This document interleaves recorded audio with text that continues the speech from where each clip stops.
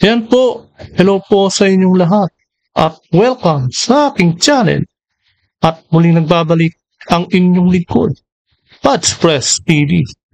Kaya sa pagkakataon pong ito, na nararapat o dapat na rin po ba tayong manatili sa sistema ng ating bansa na demokrasya?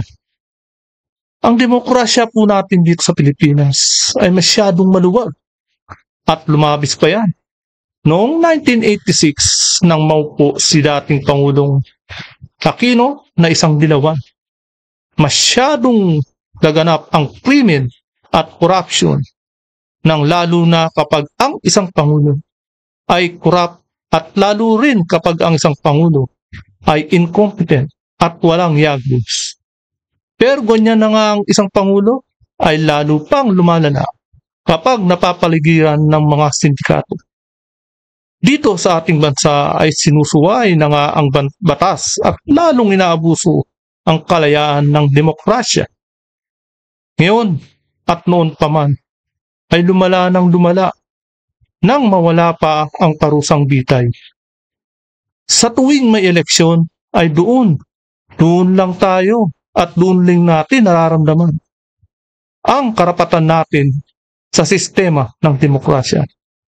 Pero pagkatapos niyan na mawala ng transparent ng politiko sa atin dahil tinitrador na tayong taong bayan, dahil hindi na nila sinasa publiko ang bawat hakbang nila. Tulad na lang ng budget na ginawa para sa 2025 na nagkakahalaga ng 6.3 trillion.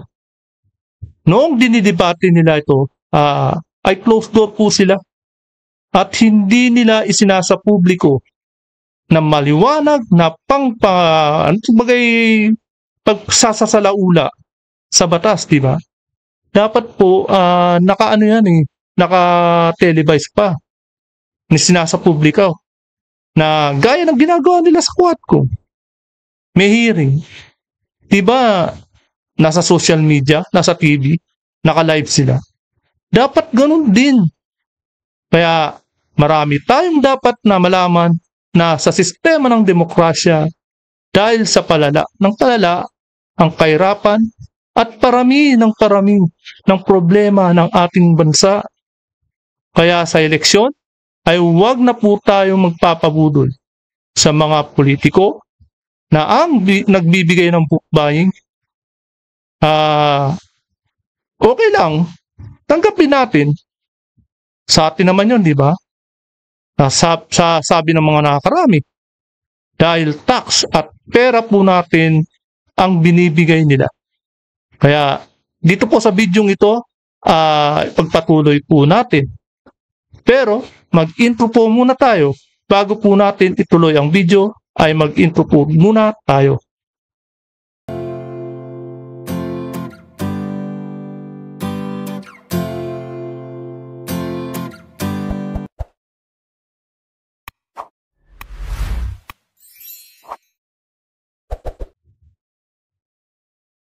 Magno na ang 2025 national budget ay ang pinaka-corrupt na budget sa kasaysayan ng Pilipinas. Talagang history at kumbaga etong administrasyon na to, history making po to. Pagdating dyan sa corruption, talagang dyan po, first time, history na mapapanood ng mga kabataan at susunod na mga kabataan sa mga bagong dating na henerasyon. Mapapanood pa, malalaman po nila ito. Ang budget ng mga congressman at senador, nahigitan ng Public Works ang budget para sa edukasyon. Hindi po naman lingid sa ating kaalaman na ang mga public works projects ang isa sa pangunahing pinagmumulan ng korupsyon sa bansang ito. Nandiyan po kasi yung mga program Nandiyan po yung mga chinap-chap At nandiyan po lahat hinihingi. May mga palusot po dyan. Bago lagdaan ni Pangulong Marcos Jr. ang budget na ito raw po'y pinag-aralang mabuti ng Pangulo mismo at ng Nako, Maniniwala po ba tayo doon? Pinag-aralan ng gusto? O may mga bubuyo sa kanya na talagang may nakapaligid po talaga, hindi po rin po talaga natin masasabi. Kanyang economic team. Itinama raw ng Pangulo ang mga pagkakamali sa pamamagitan ng kanyang veto power at ang pagbawas ng kapiranggot sa public works budget at pagdaragdag daw sa budget naman para sa edukasyon. Yan po yung tinatawag na pampalubag loob na debobo. Talagang maghihinala ka lang para lang mapaniwala nila ang taong bayan. At para nga palabasin na mas malaki ang budget ng edukasyon, yun nga, palalabasin pa. Malacanang ang budget ng Philippine Military Academy, Philippine National Police Academy, Local Government Academy, Philippine Public Safety College at maging National Defense College of the Philippines. Hindi po ba't isa na itong baluktot na pangangatwiran? Sa aming pong panayam kay former Central Bank Deputy Governor and Country Analyst for think tank na Global Sources, si Ginoong Diwa Gunigundo, ito ang kanyang babalak sa uri ng budget na ipinasa ng Kongreso at nilagdaan ni Pangulong Marcos Jr. Number one, dahil sa binawasan ang budget ng education, contrary to the constitutional provision na dapat ang ating constitution, the budget shall assign the highest budgetary priority to education. Hindi po nangyari ito. So, ibig sabihin ito, there will be less classrooms, less ability of the Filipino students to come out of being one of the worst in mathematics, in science, and in reading. Nandito po tayo sa baba. Pangalawa, talagang yan po ang resulta ng corruption. Pati edukasyon ng mga kabataan na apektado po. Hindi na tayo, naapektuhan ng ating edukasyon. Nangungulelat na po ang edukasyon ng ating bansa. Hina po ng ating opportunity para po matugunan din yung tinatawag nating pandemic deficit. Nagkaroon po tayo ng learning poverty noong pong pandemic. Ang marami pong eskwelahan, ang nagtarado ang eskwelahan, nag-remote learning, ngunit dahil sa walang libro, walang internet, wala pong gadget ang ating mga estudyante, bumagsak po ang kalidad ng ating mga estudyante. Yan po, no? Napakasakit po ang nangyayari sa ating kabataan, sa ating edukasyon. Meron na palang nagsasara ng mga eskwelahan dahil sa talagang walang budget. Doon po sa health, zinero out ang subsidy ng gobyerno. Doon po sa PhilHealth, dahil po sila naniniwala na may reserve fund or surplus fund ang PhilHealth. Hindi po totoo ito. Meron pong reserve fund ang PhilHealth dahil sa ito po ay kinakailangan magbayad doon po sa mga nagastos ng mga miyembro o hindi miyembro ng PhilHealth. Oo. Ang laki po ng utang ng PhilHealth. Kailangan nila yung reserve fund. At lalong mas kailangan nila ang subsidy na manggagaling sa mga iba't ibang sangay ng gobyerno. Diba? Number two, hindi pa po lahat ng Pilipino ay covered ng PhilHealth. Contrary to the provisions of the Universal Health System na dapat bawat Pilipino ay may coverage. And number three, dapat po na ipataas din yung coverage ng iba't ibang health issues. Ngayon, 44% po ng bill, hospital bills or even higher, ay kinakailangan out of pocket ng mga Pilipino. So kung tinamaan po ang budget dahil sa binawasan ng health, binawasan ng education, mas mababa po ang kapasidad ng ating labor force in the future. Anong klaseng labor force ang ating aasahan? Mahina ang kalidad ng education, hindi malusog ang ating mga kababayan. Anong klaseng leadership in the next 10 to 20 years? Anong klaseng labor force sa pribado at sa publikong sektor ang ating maaasahan? Yan po ang tinig at paliwanag ni former Bangko Sentral ng Pilipinas Deputy Governor Diwa Gunigundo. Ang mensahe ng Malacanang sa mga nagrereklamo sa inaprobahang 2025 budget, pwede naman kayong magreklamo sa Supreme Court. Karapatan naman ng mamamayan at karapatan ng kahit na sino na magreklamo. Kasi nga naman, di ba, demokrasya tayo? Yan ang katuwiran. Demokrasya po tayo. Si Baguio City Mayor Benji Magalong ay patuloy po na naglalabas ng kanyang saloobin. Ito po ang malupit. Si Mayor Magalong. Ang tindi ng mga isiniwalat niyang mga na-discover niya. Matindi po ito. Sa umano'y talamak na pang-aabuso sa paggamit sa pera ng bayan at korupsyon sa public works projects ng gobyerno. Sa aming pong naging panayam kay Mayor Magalong, tinukoy niya ang ilang talamak na proyekto ng DPWH sa Benguet at isa rito ang slope protection project sa Cannon Road at maging sa Marcos Highway na ginagamitan ng tinatawag na rock netting. Alam mo, expected last year, naglabas sila ng, nag-announce sila na wala nang yung hininto na lang ang rock netting project. Pero ito nga na, may ongoing na rock netting project. Ayun, ito sa patuloy sa Cannon Road. Pero na naman, isipin mo, yung bawat square meters niya is nasa ko yan, nasa detailed unit price analysis yan, nasa bawat. Every square meter po yan is 25,000 pesos.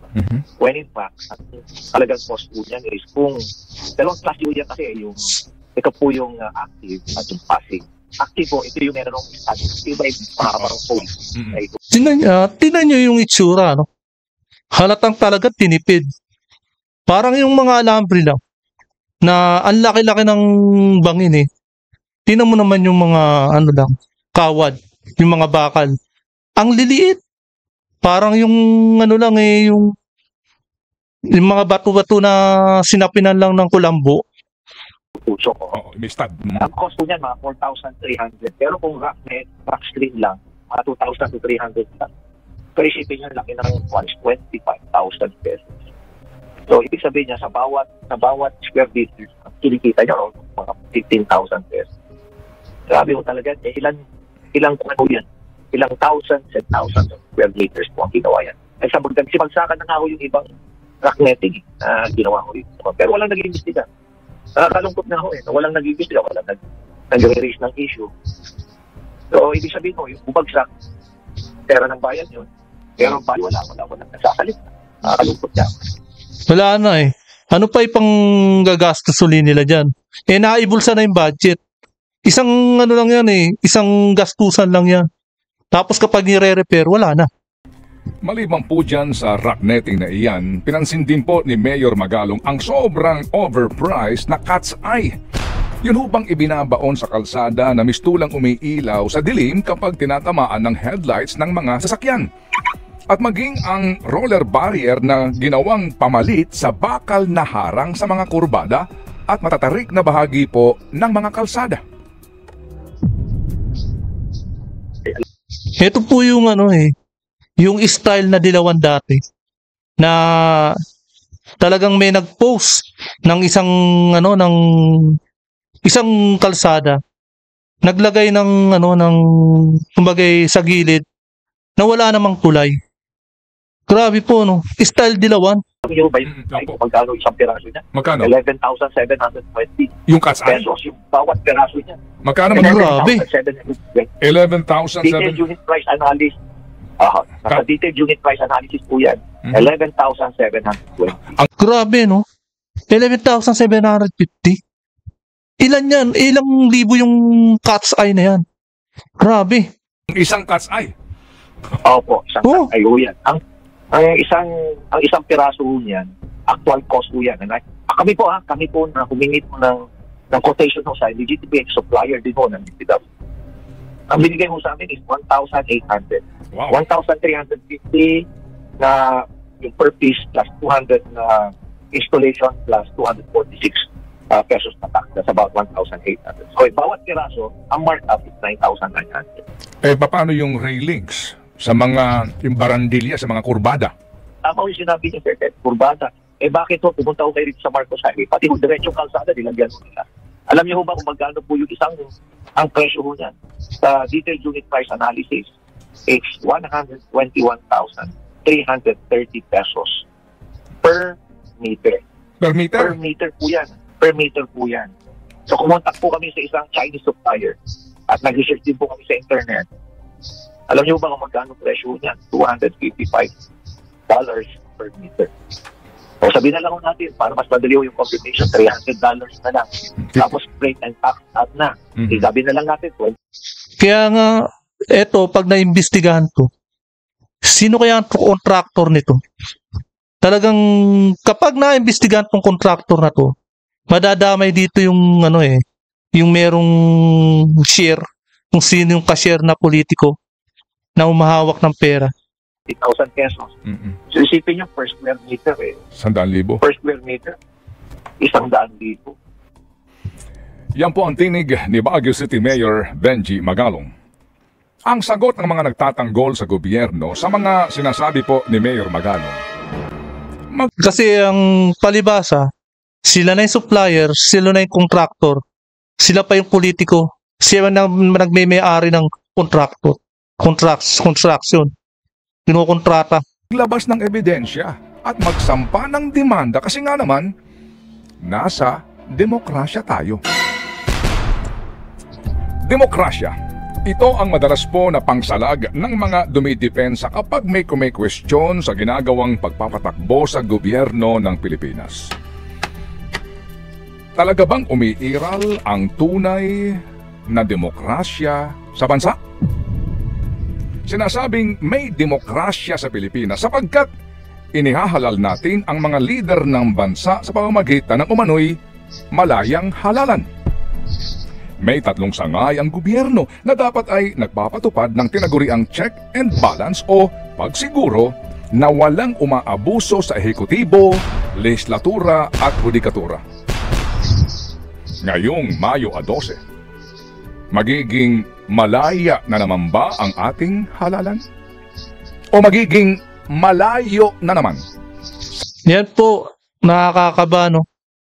Ang tanong ay malaya o malayo? Kapag yung malayo na yan, malamang dadayain ang eleksyon. Yan po yung sinasabing malayo.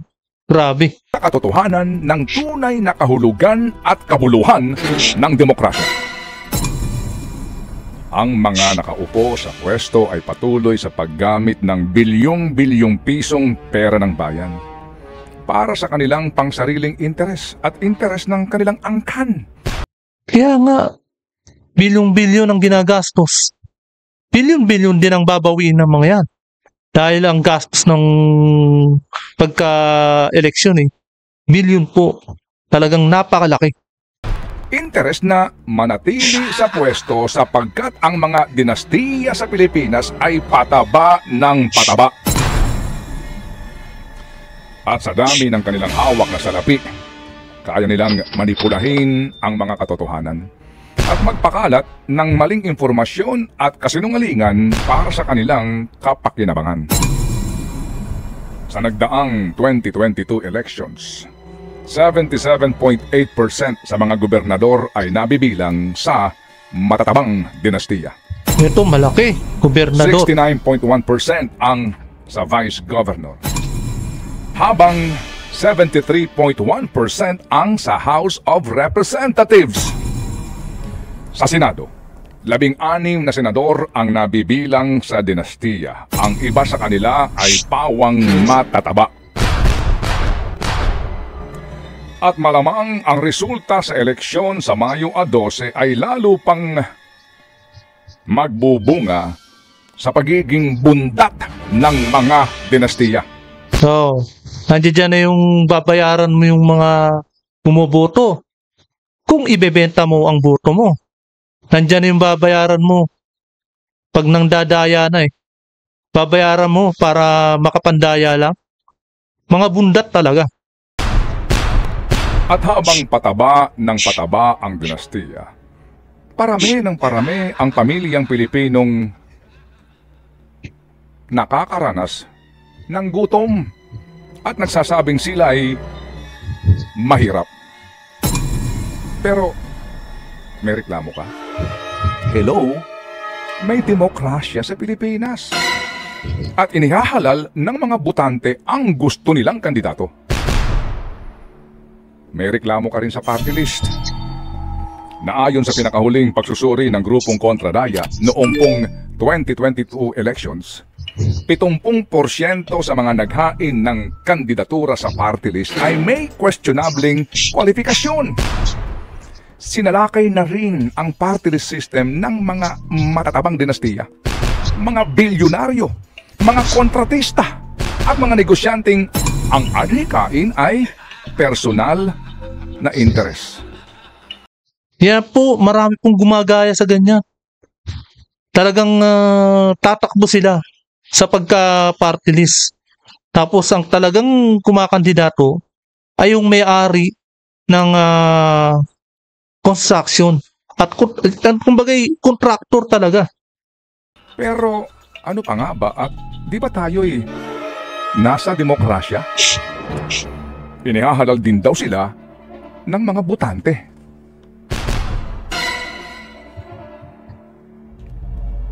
Malinaw ang probisyon sa ating konstitusyon na ipinagbabawal ang political dynasty at dapat ang lahat ng mamamayan ay magkaroon ng patas na oportunidad para maging lingkod bayan. Klaro po naman ang probisyon na lamang at kailangang bumuo ang Kongreso ng batas. Bagay na sa loob ng 37 taon ay hindi ginawa ng mga senador at mga congressman hanggang ngayon. Ipinanik po ang usapin sa hudikatura. Subalit, nabigo ang mga nagpetisyon. Sa isang desisyon, sinabi po ng Supreme Court na ang kapangyarihan ng lehislatura ay tangan lamang ng Kongreso at hindi ito maaaring panghimasukan ng hukuman. Hindi lamang dahil ito'y kwestyong politikal, ngunit ito'y kapangyarihan na ibinibigay ng konstitusyon sa lehislatura.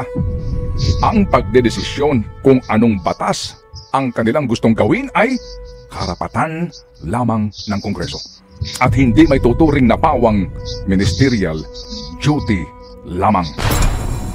Pero may reklamo pa? Nagsalita na ang Supreme Court. At di ba tayo'y nasa demokrasya? May reklamo ka sa party list. Nagdesisyon na nga ang Supreme Court na kahit sino ay pwedeng kumatawan sa kahit sino.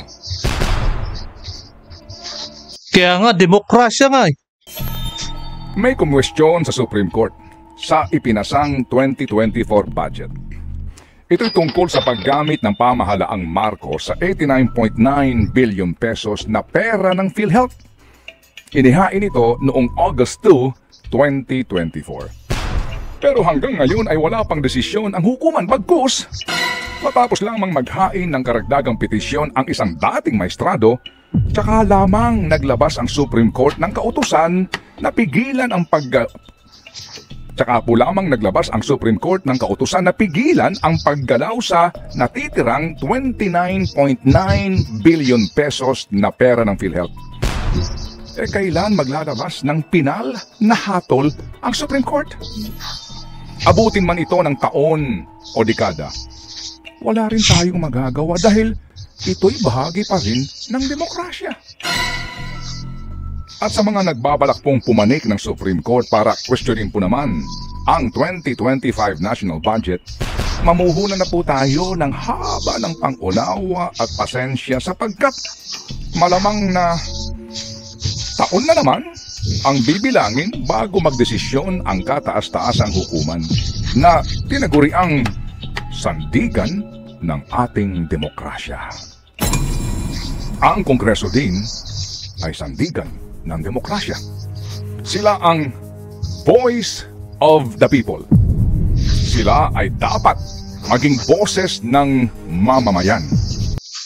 Kaya nga, pero ngayon ang nangyayari, wala na. Sila na ngayon ang naghahari-harian dito sa ating bansa. Kaya masyadong maluwag ang ating demokrasya. Lalo na ang mga direktang kinatawan ng taong bayan. Ang tinatawag nating mga representante ng mamamayan. Nawala na po yung boses ng ating mga representante. Yung boses ng bayan ang mga representante ay nawala na po. Hindi na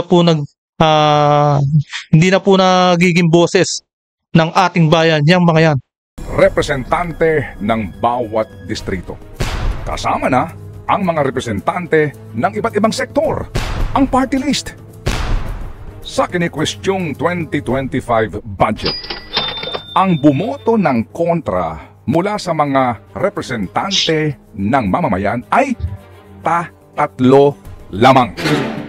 Sa mahigit na 300 mga representante, tatlo lamang ang tumutol. Habang sa mga kumakatawan sa pangkalahatan o mga senador, dalawa lamang ang tumutol. Democracy.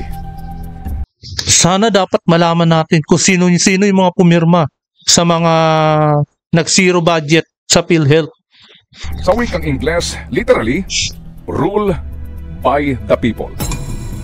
Hango sa mga salitang Greko, demos na ang ibig sabihin ay people at kretos na ang ibig sabihin naman ay rule.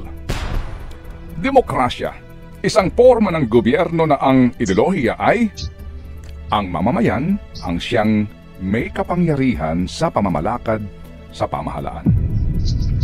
Sa Pilipinas, ang kapangyarihang ito ay pinauubaya ng mga mamamayan sa kanilang mga inihahalal na mga representante at mamumuno sa pamahalaan.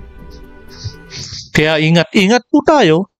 Kung tayo ay boboto, tingnan na lang natin ang nangyari nung history na ginawa ng Quadcom. Kaya tingnan po natin kung sino-sino mga congressman ang talagang pumaluktot sa demokrasya.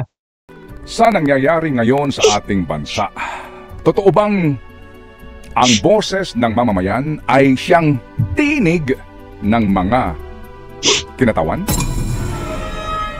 Sa 2025 national budget, binawasan po ng mga kongresista at senador ng 50 billion pesos ang pondo para po sa Pantawid Pamilyang Pilipino Program. Sa gitna po ng katotohanan na 424,317 na pamilyang Pilipino ang naghihintay na mapasama sa programang ito. At meron pang 1,184,768 na karagdagang pamilyang mga mahihirap na maaari pang makinabang sa programa. Kaya nga, saan na napunta yung mga pondong kinuha nila? Ngunit ang kanilang akap o ayuda sa kapos ang kita program na malinaw pa sa sikat ng haring araw na ginagamit sa pamumulitika ay binigyan ng 26 billion pesos. At mismong ang budget ng Kamara ng Representante ay dinagdagan nila ng 17.3 billion pesos. Ayan, yan yung mga napakasakit talaga. Siniro balance nila yung PhilHealth, tapos dito lang pala mapupunta. At ang PhilHealth ay hindi nga po binigyan ng subsidiya. Nakakasakit talaga. Tunay nga bang patas at malaya ang mga nagaganap na halalan sa ating bayan? Hindi na. Hindi na talaga malaya. Grabe ang corruption dito sa ating bansa. Talagang lantaran na. At talagang ewan ko ba, di ko maintindihan. Kung mangilan-ngilan na lang ang naglalakas loob ngayon na maghain ng kandidatura para banggain ang mga dalub. Tunay nga bang patas at malaya ang mga nagaganap na halalan sa ating bayan? Kung mangilan-ngilan na lang ang naglalakas loob na maghain ng kandidatura para banggain ang mga dambuhalat, makapangyarihang angkan sa mga bayan, lungsod, lalawigan, distrito at buong bansa. Sa kasalukuyang komposisyon ng mga nagtatabaang dinastiya sa Senado at Kamara de Representante at mga lokal na pamahalaan, sa nangyayaring paghahari ng mga bilyonaryo at negosyante sa ating isla. Talagang yung dynasty, no? Diyan, marami diyan sa party list. Sila at mga anak nila, kamag-anak nila. Talagang sila lang din. Hindi po ba't Pero nakikita nyo sa picture at sa photo, grabe ang kahirapan ng ating Pilipino dito sa bansang Pilipinas. lumalabas na piling mga tao na lamang, mga Sakit naghaharing uri ang totoong nagpapatakbo at nagdedesisyon sa ating gobyerno? Demokrasya nga ba ang tunay na umiiral sa bansang ito? O alin sa mga sumusunod? Aristocracy. Forma ng gobyerno kung saan ang namamahala ay ang kakaunti o minorya, pero mga nasa pinakaitaas na antas ng lipunan. Oligarchy. Isang klase ng gobyerno na pinatatakbo ng piling mga tao na ang intensyon ay korap at makasarili. Ito dati, ito ang binangga ni Pangulong Duterte dati. Ito po yung mga mayayaman. At talagang sabi nga nila napakaliit lang daw to nitong organisasyon na to. Pero napakalaki ng pera na ng mga ito na kayang bayaran ang isang gobyerno. Kayang bayaran ang isang politika para lang makagawa ng para sa favor sa kanya. Plutocracy. Gobyernong pinatatakbo ng mga taong mayayaman kung saan nakahari sila ng dahil sa kanilang taglay na kayamanan. Isa rin to. Kleptocracy. Isang uri ng pamamalakad sa gobyerno ng mga taong lulong sa korupsyon, mga taong ginagamit ang posisyon sa gobyerno para magkamal ng yaman sa kapinsalaan ng taong bayan. O kakistocracy. From the Greek word kakisto, meaning worst. Government by the worst. Isang uri ng gobyernong pinatatakbo ng pinakawalang kakayahan, pinakawalang kwentang mga tao.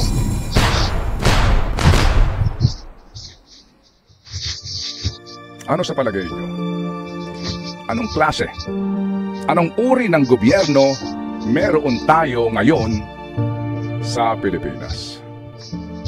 Bayan, mag-isip na po tayo mabuti. Think about it. Ayan po, at isa-isahin po nating basahin ang bawat reaksyon ng netizen ukol dito sa video ito. Una, nakagalit at nakaiyak. Gobyerno natin na may balik sana ang demokrasya pinaglaban ni Senador Ninoy Aquino. Pangalawa, all of the above. And pangatlo, that's rooted. Kawawa tayong mga sa taong bayan. What kind of government nowadays governs by most of their personal interests? Dismayado lang tayo. Subukan iboto yung mga bago. Huwag nang iboto yung mga epal, dapat apat lang lahat. Tama, subukan kaya natin iboto yung mga bago naman. At eto pa, salamat Ted. Alam ko na yan basta sa Diyos na lang ako umaasa, nagsisikap para mabuhay ng patas. And then, ang hirap pumili ng tao para ihalal. People of God share it, think about its gising na bayan. Huwag nang papaloko sa mga ganid. Mabuti po ang pinapaliwanag ninyo ang mga paksang ito sa ating mga kababayan. Mabuhay ka, Ted. Ipagpatuloy itong misyon. Pagpalain ka ng ating Panginoon. Tama po. At eto naman po, mga kababayan ko, mag-isip-isip po kayo. Ang kinabukasan ng ating bayan ay nagsisimula sa ating sarili. Making at gawin lamang ang tama. Nasaan ang demokrasya? Na pag nagsasalita na laban sa mga nakaupo, gagawin nilang miserable ang buhay mo? Demokrasya bang natatawag ito? Sana po mapag-usapan din po ito. Then, kaya pumili tayo ng hindi kawatan sa gobyerno. Ako boboto ko yung matino, hindi kawatan sa gobyerno para mabago ang gobyerno. Then, sana masilip din ang TESDA, lalo na itong nasa Quezon City. Nasa butante din ang problema. Pag binigyan ng pera, yun na, iboboto, lalo na sa mga probinsya. Talagang madali ang mga tao ay marupok po eh. Madali lang talagang mabayaran. Ang hirap din po. At heto pa po, nasa butante din ang problema. Pag binigyan ng pera, yun na ang iboboto, lalo na sa mga probinsya. Tama po. Wow, good compilation, the best thing about it. Wake up po tayo lahat. Nasa kamay na lang talaga ng botante para matapos ang dynasty. Sana makonsensya na ang mga supporters ng Unity. Matataba na po silang lahat, 300k plus po sahod nila buwan-buwan. Laki po ang laki po ng nakukulimbat nila. Panalangin sa mamamayan, walang alam sa batas na niloloko ng mga politiko, mga ganid. At heto pa po, Senior OFW. This is the time that people must think we OFW should not always be here. We also want to be with our family and grow old with them, watch over them and live with them with the remaining days of our. Okay, hanggang dito na lamang po. Salamat po sa inyong panonood. At kung hindi ka pa nakapag-subscribe, please subscribe my channel para lagi kang updated sa bawat upload ko. Maraming salamat po.